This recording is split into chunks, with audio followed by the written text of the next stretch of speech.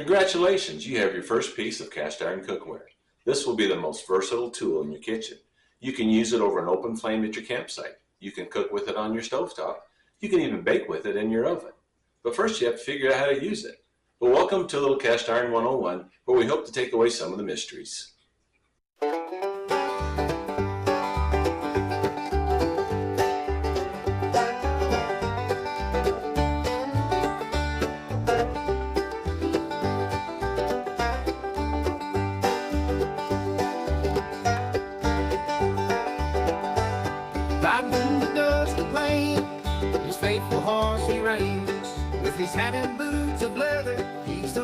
I'll give you a quick tour, well, me and my tour guide, Clementine, of some of the cast iron that I've used over the years.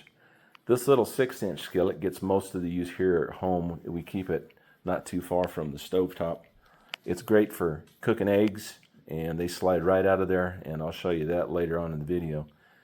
This is a little bigger version, an 8-inch. Cook a lot of bacon and sausage in this guy. Speaking of sausage, when you're out cooking for a couple hundred Boy Scouts, this big 16-inch not only gives you a lower arm workout, but it'll cook a whole bunch of sausage. Here's another skillet. This is a 10-inch, and it's deep. You can see how much deep it's about twice as deep as this guy. Here's a kettle. We've used this thing for making stews, and it does a great job hanging over a fire. This little guy here is used for frying. The basket's awful handy for getting the donut holes or the onion rings out of there. Here's a skillet that has some ridges in it. We've cooked steaks and pork chops and hamburgers in this, and it does a real good job of giving you those grill marks and the grilled flavor as if it was outside on a grill. Here we have what some folks will call Dutch ovens. In reality, these guys here are Dutch ovens. If you notice, they have a lid on them similar to our pot over here, and there's no legs on the bottom. My wife uses this guy right here to cook sourdough bread in. Now, when you look at these, you can tell that the lid is different. You got a lip right here, where the Dutch oven has no lip. And you also have legs. So these guys are called camp ovens. There's a 10, a 12, and a 14. Now, most folks go for a 12-inch. That's kind of the most popular.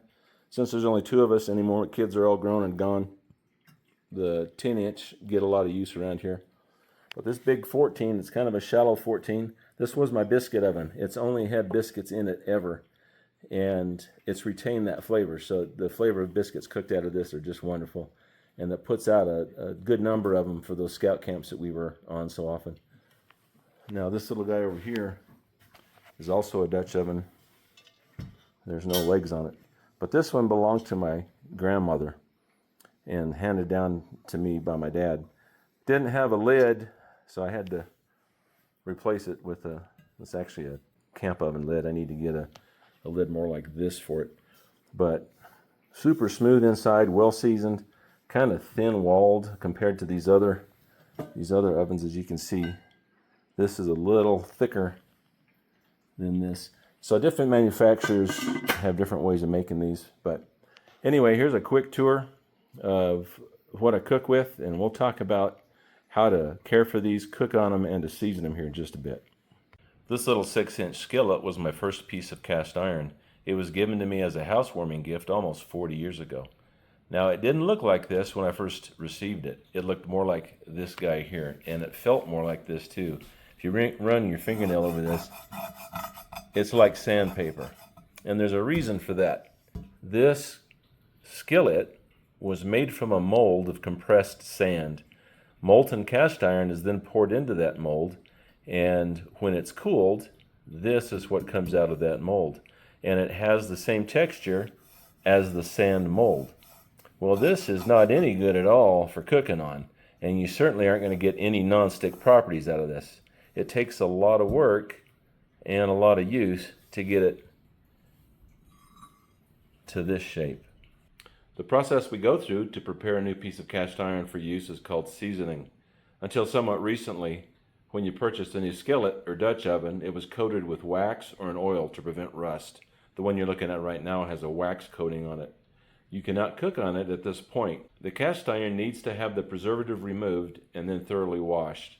More recently produced cast iron often comes pre-seasoned from the factory, like you see with this Camp Chef skillet.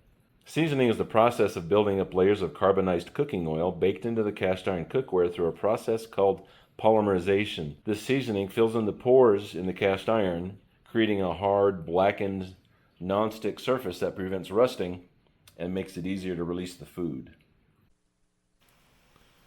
The only time I clean cast iron with soap is before I start the seasoning process. Make sure the water and the iron are near the same temperature to avoid shocking and possibly cracking your skillet. Use a nylon pad, stainless steel scrubber, or something similar to get the iron as clean as you can. Make sure, after you're done cleaning, that you rinse thoroughly to remove all residual soap. With a lint-free paper towel or a rag, dry the iron completely. Place it in the oven to warm up. This will allow all of the left behind water to evaporate and begin to open the pores of the cast iron to allow the oil someplace to go. Be sure to get oil on every surface, including the handle and the bottom. Wipe off as much of the oil as you can, and don't worry, there's still going to be plenty left behind. Place your skillet in the oven. Oven should be about 450 degrees. Place it upside down with a foil-wrapped cookie sheet on the lower rack to catch any dripping oil. The skillet on the right is still hot. It's been cooling in the oven with its first round of seasoning.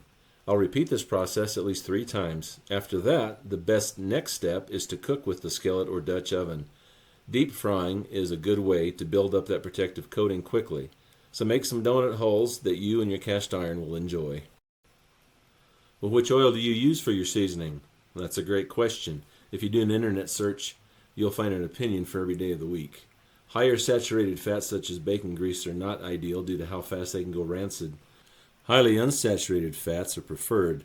For years I've used Crisco with good results. Recently, however, I've been experimenting around with grapeseed oil, which seems to be working pretty good. I use wooden utensils almost exclusively in my cast iron. This will help preserve your layers of seasoning from damage. If I need to flip an egg or a hamburger, I'll use a very thin metal spatula, being careful not to scratch or gouge the seasoning. To cook a protein, such as these eggs, I'll first heat the pan up and add a little bit of fat to help release the food. In the case of bacon or sausage, I'll just move the meat around the pan a little bit as the fat starts to render out and use that to coat the pan. As promised at the beginning of the video, here's what you can expect from a well-seasoned piece of cast iron.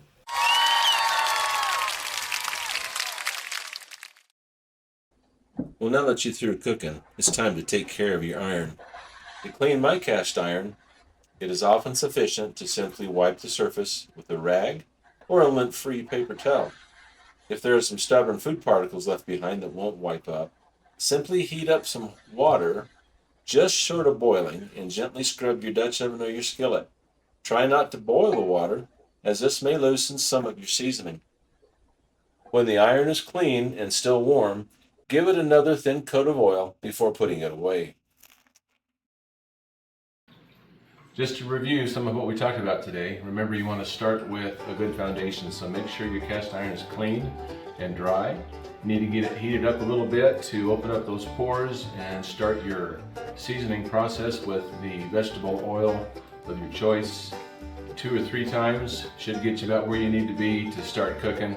And remember, the best way to build up that nice shield to protect your cast iron and to provide you with a non-stick property is to cook a lot with your cast iron.